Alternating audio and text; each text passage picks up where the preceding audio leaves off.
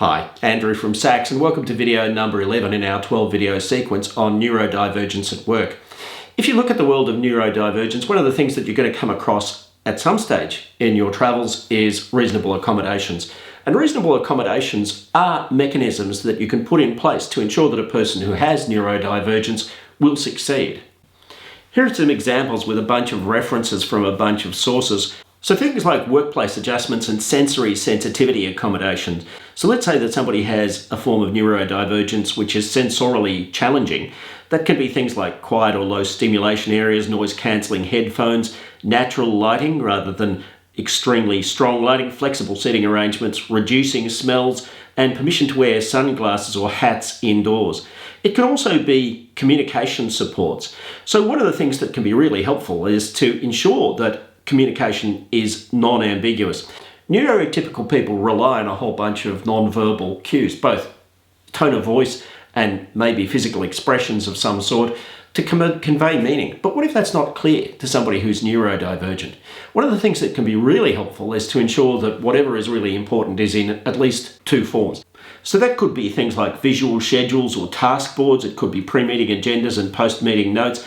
All of that sort of stuff can mean that people are less likely to be surprised by whatever comes up, and it can ensure that the leader is more confident that that person and the employee are on the same page when asking the person with neurodivergency to take a particular task on, let's say.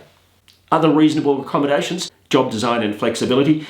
I mentioned competency analysis as a way of doing this, and here are some suggested techniques, things like flexible work hours, remote work, task-focused job design, I would call that outcome-focused job design, by the way, and reduced emphasis on multitasking, so allowing for people to focus on one task at a time if needed. And these sorts of accommodations can allow the wonderful benefits that can come from neurodivergence. I mean, clients talk to us all the time about the fact that what they want is creativity and originality and initiative. Well, if you're recruiting people who are neurodivergent, they will bring very often an incredibly valuable alternative perspective, but it may be that reasonable accommodations are necessary to allow that to flourish. Social and cultural inclusion, mentorship and buddy programs can be really effective, and it's a sort of a lived experience kind of a sharing. So a person comes on board to an organisation, they have ASD, there's somebody on board already who has ASD. It may be a wonderful opportunity to help that person to negotiate the process of settling into the organisation by virtue of the experience that their colleague has had previously. We mentioned neurodiversity awareness training in earlier videos, permission to take breaks or cool off time, optional participation in social events, and I guess that's a really important one. You know, extroverts tend to feel that normal people want what they want. So do introverts for that matter. But the point is, most leaders are extroverts, and they think that it's kind of a bad thing if people don't participate in a social activity. Well, it's a bad thing for extroverts, but introverts may love the opportunity to kind of cool down in a more private kind of a way, or in a way that doesn't place so much social emphasis on their interactions. And clear expectations for social interaction. You know, it can be a really powerful thing to agree what kinds of behaviours are acceptable and unacceptable for all employees.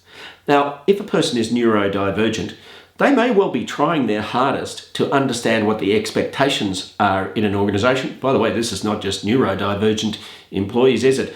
You know, one of the reasons that we get behaviours that surprise people is because nobody's ever made it clear what behaviours are acceptable and unacceptable.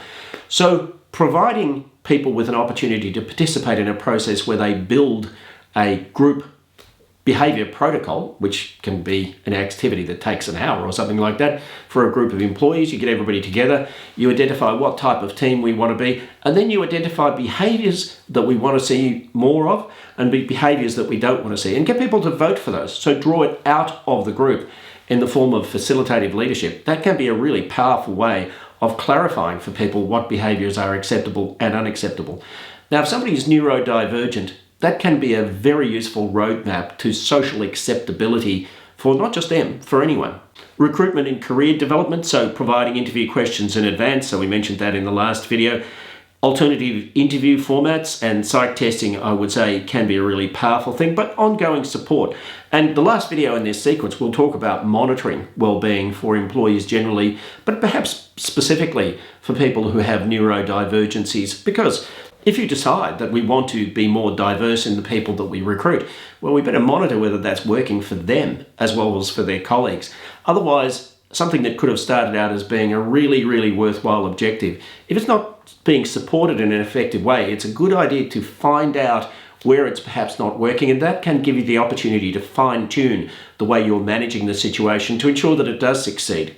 To join us for the final video in this sequence, click on the link near this video. If you find this content helpful, then like and subscribe.